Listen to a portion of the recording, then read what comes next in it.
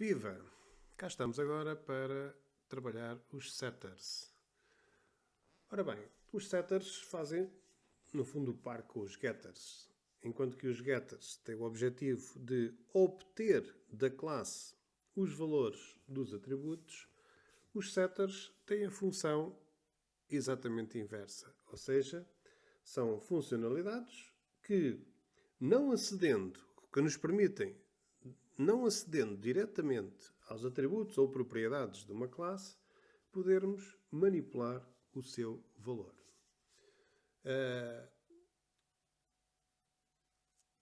E com os setters podemos utilizar um conjunto de questões acessórias que são normalmente fundamentais e que obrigam a que as propriedades tenham determinados valores pré-definidos, garantindo que não são lá colocados valores que não estão previstos. Ora, isto significa que uma das coisas, ou uma das funcionalidades que normalmente é colocada nos setters é a questão da validação desses inputs. Ou seja, se o setter permite que eu defina, atribua valores a uma determinada variável, né? Neste caso, a uma determinada propriedade de uma classe, é natural que essa função que vai fazer essa funcionalidade garanta os mecanismos de validação para que os valores que sejam colocados nessa propriedade, nesse atributo, sejam valores enquadrados com aquilo que é expectável. Ok? Então, olhando para os setters, o que nós vamos aqui tratar nesta unidade é como é que nós criamos os setters para os nossos atributos, como é que nós vamos utilizar esses setters, porque é que os utilizamos, isso já estamos aqui, é aquilo que temos que já, no fundo, aqui abordamos. Porque é que utilizamos setters? Porque através de setters podemos definir um conjunto de regras para a introdução de valores, podemos filtrar os valores que estamos a atribuir a colocar nos nossos atributos e, portanto, garantir que os nossos atributos, garantir a fidedignidade da nossa classe, garantindo que os nossos atributos terão sempre valores que são expectáveis que eles tenham. Vamos ver como é que podemos, alguns exemplos de aplicação de validações nos nossos setters e, obviamente, que todas estas questões se enquadram com questões de segurança, não é? Ou seja, eu garantindo que os meus atributos têm valores que são expectáveis, garanto que a minha classe ou que os métodos da minha classe vão devolver informação que é informação fidedigna de acordo com aquilo que é expectável. Muito bem. E, portanto, permite-nos também que, não acedendo do exterior da classe aos meus atributos, que possamos então manipular esses atributos.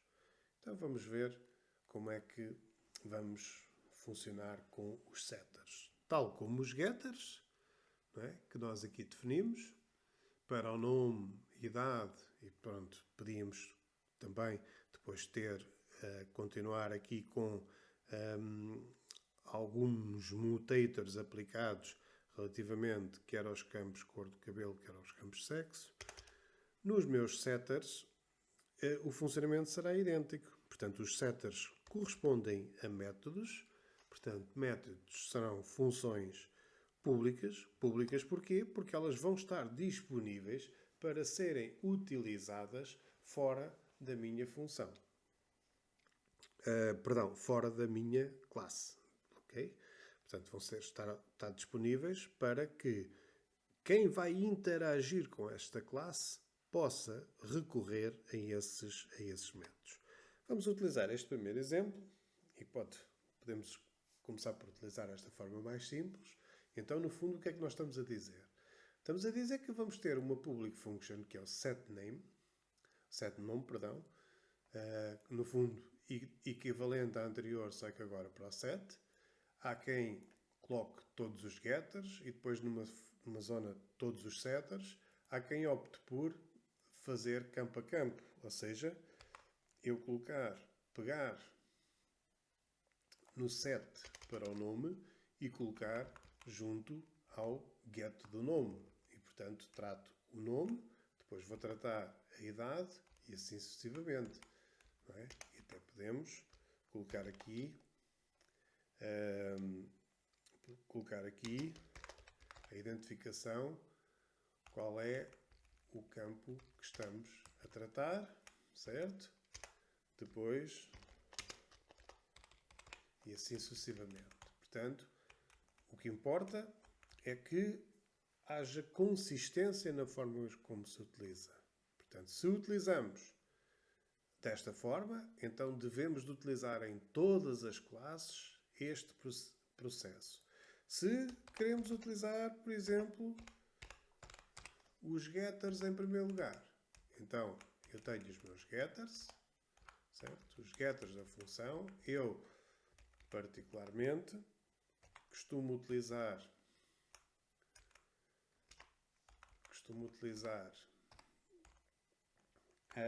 os meus getters como,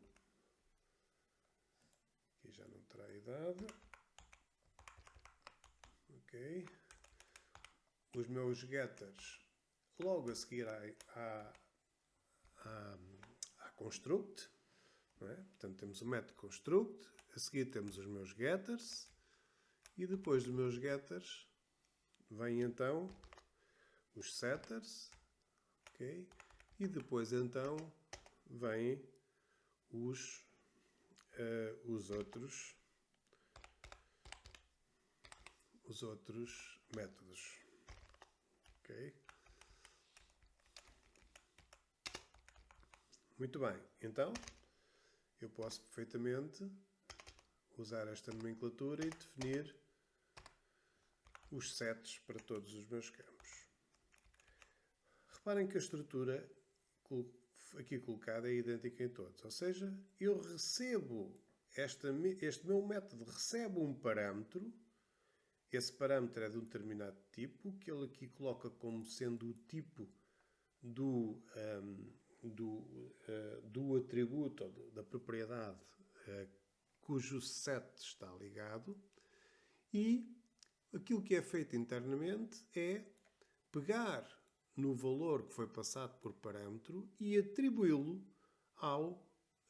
à propriedade da minha classe. Portanto, isso é o que é feito aqui em todo lado. This, reparem que o this corresponde sempre a esta classe. Nome, this seta nome, significa atributo nome desta classe. Este nome corresponde à variável nome que recebi como parâmetro. E vou colocá-lo no this nome, que corresponde a este que aqui está. O próprio Visual Studio Code vai-me identificar e selecionar as variáveis correspondentes. Ok? Bom, então, vamos começar aqui por esta forma mais simples. E isto faz com que eu possa, para além do momento da definição da instanciação da classe que cria o objeto pessoa 1, em que coloquei valores, eu posso, no decurso do meu programa, também modificar esses valores. E como é que eu modifico esses valores? Eu chamo o pessoa 1, por exemplo, e posso dizer que vou chamar o set nome e vou dizer que é, por exemplo, eu vou aqui colocar Ana Silva, propositadamente, sem as maiúsculas, ok? E, portanto, com esta função, eu consigo atribuir valores ao meu atributo nome, mesmo tendo o meu atributo nome como protegido, ok? Então, se eu atualizar, reparem que ele agora, quando chamamos o getNome, ele mostrou já Ana Silva. Significa que o meu set funcionou perfeitamente. Ok? Portanto, chamada do método setter, definição dos métodos setters. Aqui estão eles. Um para cada atributo, caso todos os meus atributos sejam passíveis de ser chamados fora da minha classe, se eles estiverem disponíveis para isso. Eu posso ter métodos que não estão disponíveis para isso e, portanto, se não estão disponíveis para isso, eu posso não definir um método set para eles. Okay? O método set é definido para todos aqueles parâmetros ou atributos de uma classe que nós queremos que sejam passíveis de serem manipulados dentro do programa, na instância que o está a utilizar. Muito bem. Então, esta utilização mais simples, mas nós tínhamos aqui previsto, criámos setters, usámos os setters, mas tínhamos aqui previsto, fizemos aqui considerações relativamente aos aspectos de segurança e falta-nos aqui fazer a aplicação de validações. Então vamos, por exemplo, olhar aqui para o nome. Então, o que é que vai acontecer? Eu posso querer que o meu nome... É óbvio que quando temos aqui void, significa que ele não vai fazer um return de nada. Ou seja, ele fez aqui manipulação, foi uma manipulação interna na própria classe, mas para o exterior da classe ele não vai produzir nada. Então, o método do tipo void significa isso.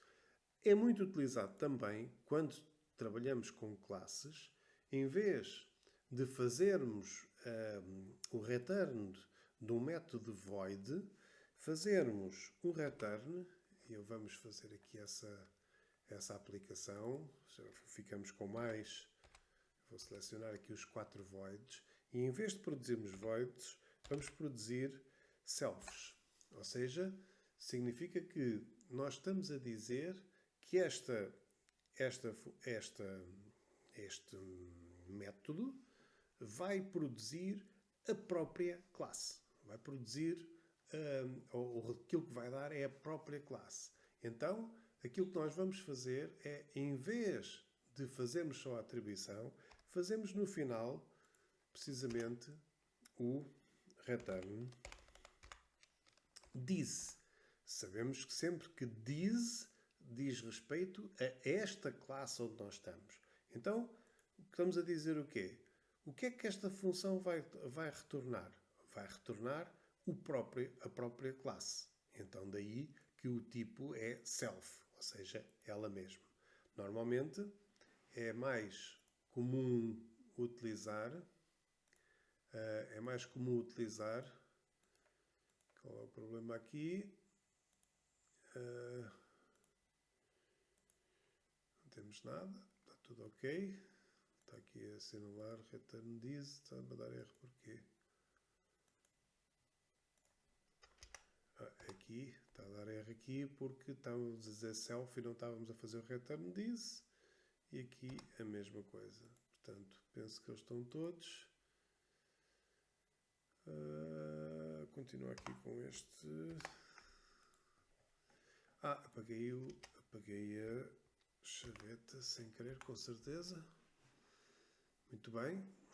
Ok, reparem que vamos verificar. O resultado é exatamente o mesmo. Fizemos a atribuição. Reparem, ainda só estamos a fazer aqui a chamada também do set nome, mas podemos naturalmente fazer o set idade, o set cor do cabelo e fazer o set do sexo. Se corrermos, cá está, 25 anos, castanho feminina na Silva, que foram os valores que atribuímos através dos nossos sets. Bom, vamos então aplicar aqui umas validações. Então, no nome, por exemplo, eu não me interessa que tenha uma pessoa e essa pessoa seja anónima. Portanto, eu vou garantir, ou quero garantir, que essa pessoa tenha o nome preenchido. Então, posso perfeitamente fazer if. Se o nome for empty, eu posso colocar lá o sem nome, por exemplo, e fazer o return disso com o sem nome. Caso contrário, então ele atribui o nome e faz o return disso com o nome que foi atribuído. Esta é uma possibilidade, mas eu posso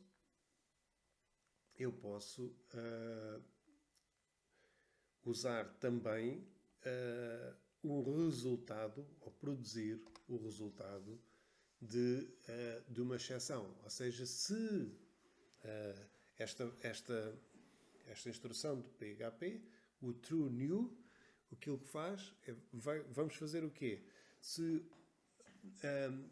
Vamos validar se o argumento é inválido, ou seja, estamos a dizer que se o nome for empty, ou seja, estiver vazio, se eu não colocar um conteúdo no nome, então ele vai gerar uma exceção a dizer que o argumento é inválido e a mensagem que vai associar é que o nome não pode ser vazio. Então reparem, nesta situação, se eu agora fizer a chamada com Ana Silva, aspas, aspas, com o nome aspas, aspas em vez do Ana Silva, eu vou correr e reparem que ele parou a execução porque encontrou um elemento com um argumento inválido e a mensagem, o nome não pode ser vazio, conforme nós definimos na própria classe. Ok? Portanto, definimos que nesta classe não pode ter um nome vazio, então se passarmos um nome vazio, ele para imediatamente a função, ou seja, ele não vai trabalhar mais com esta função, uma vez que foi lá colocado um valor que está fora daquilo que são os nossos parâmetros. É óbvio que isto depois pode ser manipulado por variedíssimas formas. Vamos aqui olhar para a idade, por exemplo, e eu posso aqui na idade perguntar, em termos de validação, vou assumir para já isto para ficar com já alguma coisa, mas eu não posso considerar a idade negativa ou posso considerar que 120 anos, por exemplo, é a idade máxima que vou aceitar. Então, vou dizer, em vez de dizer que a idade não pode ser negativa, vou dizer que a idade é inválida. Ok? Então, estou a reproduzir, né? Estou novamente aqui a utilizar a mesma técnica que utilizei no nome. Então, estou a dizer que se a idade for inferior a 0 ou superior a 120, que eu não aceito. Ok? Então, na execução, okay, na chamada do set, vamos colocar aqui Rui Miguel. Ok? E agora vou colocar aqui com a idade são 150 anos. Ok? Então vou executar e neste caso parou com erro na idade e a dizer que a idade é inválida. Se eu colocar aqui uma idade de 15, ok, então ele já aceita Rui Miguel com idade de 15. Ok? Vamos só concluir aqui a nossa validação, fazendo aqui a validação para a cor do cabelo, utilizando aqui neste caso uma outra técnica, que é, vamos verificar quais são os valores possíveis. Então vamos dizer, se não tiver no array, e agora tenho aqui um conjunto de opções, vamos considerar que são estas, por exemplo, então a cor de cabelo é inválida. Ok?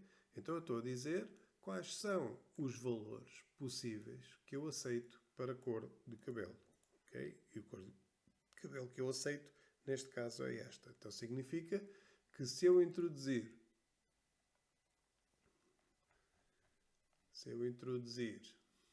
que o set de cor do cabelo é loira, o que é que vai acontecer? Reparem que ele está-me a sugerir o loiro e não o loira. Ele vai dar erro, porque o loira não é uma cor do cabelo válida, cor do cabelo inválida. Se eu disser loiro, que é o valor que eu tenho, então, sim senhora, ele já me aceita. Ok? Muito bem? Portanto, naturalmente, que esta mesma técnica pode ser utilizada para a validação do sexo. Ok? Masculino ou feminino são os dois valores aceitáveis, senão sexo inválido e parou. Ok? Certo? E, portanto, temos os meus setters definidos. Reparem que a minha classe está um pouco mais composta.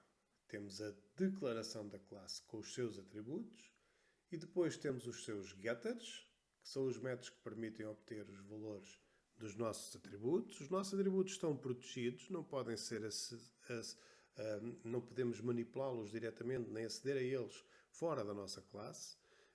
Nós manipulamos os atributos ou cedemos aos atributos através do get e definimos valores para esses atributos através dos sets. E, portanto, os gets e os sets são a forma de preparar a interface dos valores com os utilizadores ou com quem vai, com os elementos que vão utilizar a nossa classe. Depois temos os outros métodos. Portanto, todos esses métodos podem fazer referência diretamente aos atributos ou diretamente aos outros métodos. Eu posso, no caso de querer, por exemplo, como temos aqui no método de andar, que eu faço o return thisNome seguido estou andando com o thisFalar, eu, em vez de fazer aqui o thisNome, eu podia fazer thisGetNome. E estava a utilizar, ou estava a utilizar no meu método andar, estava a utilizar o método getNome. Ou seja, os meus mutators que estavam aplicados para o getNome ficam disponíveis para o método de andar aqui também. E, portanto, eles ficam, reparem, se eu for fazer aqui um echo BR e depois echo pessoa andar, ok? Reparem que ele já não está a dizer que o Rui Miguel está andando e o Rui Miguel está falando. Reparem que ele está a dizer que a senhora Rui Miguel, e senhora Rui Miguel porque o sexo é feminino, apesar do nome ser masculino. Portanto, isto é um problema nosso de introdução, não é? Mas ele está a utilizar o mutator para apresentar o valor dentro da nossa função.